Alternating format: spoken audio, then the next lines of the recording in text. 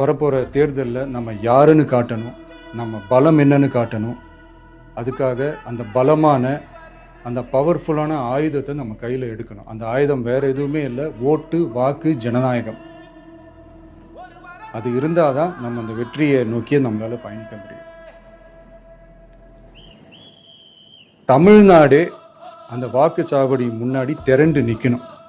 அதை பார்த்துட்டு தமிழ்நாடே தமிழக வெற்றி கழகமா இல்லை தமிழக வெற்றி கழகம் தான் தமிழ்நாடா அப்படின்ற மாதிரி இருக்கணும். வீடுன்னு ஒன்று இருந்தால் தான் ஓடு மாற்ற முடியும்னு அறிஞர் அண்ணா அவர்கள் சொல்லியிருக்கிறாங்க. அந்த மாதிரி ஓட்டுன்னு ஒன்று இருந்தால் தான் இந்த நாட்டையே காப்பாற்ற முடியும்.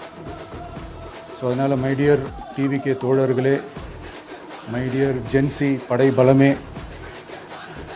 உஷாராக இருங்க, கான்ஃபிடென்ட்டாக இருங்க, நல்லதே நடக்கும், வெற்றி நிச்சயம்.